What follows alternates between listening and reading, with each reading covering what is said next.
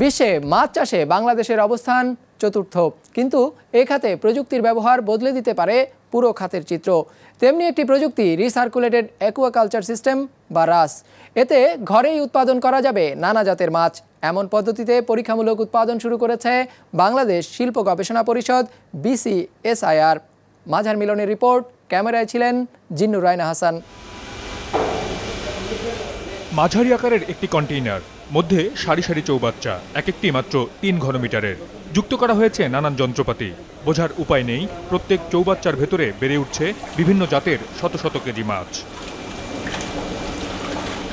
রাজধানীর BCSIR অর্থাৎ science ল্যাবরেটরির মধ্যে কার্বোরেটেড টিন শেডের মধ্যে মাছ চাষের আধুনিক এই প্রযুক্তির নাম রিসার্কুলেটেড অ্যাকুয়াকালচার সিস্টেম RAS। এই পদ্ধতিতে বদ্ধ চৌবাচ্চায় তেলাপিয়া, পাবদা, শিং, মাগুর, বাইন কিংবা ভেটকি, কোরাল সহ বিভিন্ন জাতের মাছ চাষ হচ্ছে গত 4 মাসেরও বেশি সময় ধরে। প্রতিটি চৌবাচ্চার 3000 লিটার পানি পরিশোধনের জন্য 3 ধাপে ফিল্টারিং হচ্ছে। এরপর সেই পানিতে দ্রবীভূত করা হচ্ছে অক্সিজেন। অক্সিজেনের উৎপাদন ও সঠিক মাত্রা নিয়ন্ত্রণের জন্য রয়েছে স্বয়ংক্রিয় আলাদা যন্ত্র। এভাবেই চৌবাচ্চার অপরিশোধিত পানি পরিশোধিত ও অক্সিজেন সমৃদ্ধ হয়ে ফিরে আসছে চৌবাচ্চায়। সার্বক্ষণিক চলছে এই প্রক্রিয়া। ফলে মানসম্মত খাবার সহজেই পরিপাক হয়ে দ্রুত বেড়ে উঠছে প্রত্যেকটি মাছ। জাতভেদে 1 থেকে 3 গ্রামের এক একটি পোনা মাত্র 3 মাসে 100 থেকে 300 গ্রাম পর্যন্ত বড় হয়ে উঠছে। বাইরের পরিবেশ আর এখানে পরিবেশ, এখানে হচ্ছে সম্পূর্ণরূপে ওয়াটার কোয়ালিটি মেনটেন করা হচ্ছে। বাইরে তো সেই কোয়ালিটি নাও পেতে পারে, সেই কারণে তার গ্রোথটা হ্যাম্পার হচ্ছে। এখানে কোনো গ্রোথ প্রমোটার টাইপের কিছু নেই আর কি। নর্মাল পানিতে রাখলে এটা বেশি সময় টিকবে না। যেহেতু আমি অক্সিজেন বারবার মিক্স করছি, সুপার স্যাচুরেটেড করতেছি আমি পানিতে, সেহেতু আমার স্টক ডেনসিটি অনেক বেশি আসতেছে। আপনি 1 কেজির জায়গায় 10 কেজির জায়গায় 50 কেজি এরকম পাচ্ছেন আর কি। পুরো ব্যবস্থাটির পেছনে বিনিয়োগের অঙ্কটা অবশ্য খানিকটা বড়, প্রায় 50 লাখ টাকা।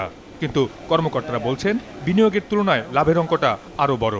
জনপ্রিয় পাবদা মাছের হিসাবে তারা দেখাচ্ছেন পোনা ও খাবারের দাম, বৈদ্যুতিক বিল ও অন্যান্য পরিচালনা ব্যয় মিলিয়ে 5 লাখ টাকা। পাইকারি দাম 400 টাকা কেজি ধরলেও 6 টন পাবদার দাম প্রায় 24 লাখ টাকা। বছরে অন্তত 2 বার উৎপাদন সম্ভব হলেও মাত্র 1.5 বছরেই লাভ দেখতে পারেন একজন বিনিয়োগকারী।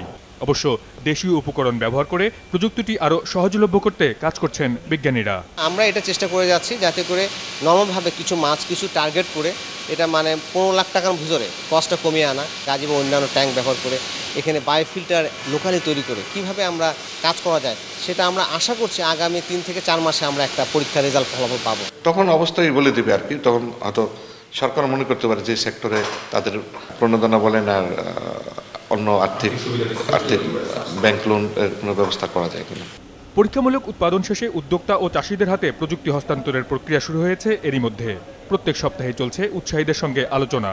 নোয়াখালীর 3 প্রবাসী যুবক এরই মধ্যে সিদ্ধান্ত নিয়ে ফেলেছেন বিনিয়োগের। আর আমরা 3 জনই প্রবাসী, আর আমরা এখন দেশে এটা করবো আর কি। খরচ যদিও এখন প্রথমত একটু বেশি, তবে খুব তাড়াতাড়ি আমরা খরচটা এবং কি লাভের মুখ দেখবে 1 থেকে 2 বছরের মধ্যে ইনশাল্লাহ।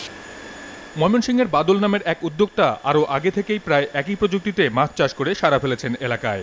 জ্যাক ইন্টারন্যাশনাল নামের একটি প্রতিষ্ঠান বাংলাদেশে এই প্রযুক্তির কারিগরি সহায়তা দিচ্ছে।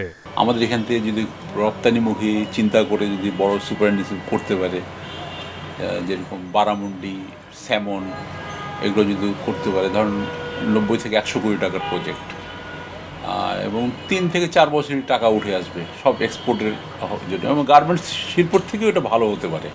সংশ্লিষ্ট সবার আশা, ঘরে মাছ চাষের এই প্রযুক্তি কিংবা পদ্ধতি জনপ্রিয় হয়ে উঠলে আগামী কয়েক বছরেই মাছের উৎপাদন বেড়ে যেতে পারে কয়েক গুণ। আভ্যন্তরীণ চাহিদা মিটিয়ে আয় হতে পারে বিপুল পরিমাণ বৈদেশিক মুদ্রা। মাঝার মিলন, বিজনেস রিপোর্ট, মাছরাঙা টেলিভিশন।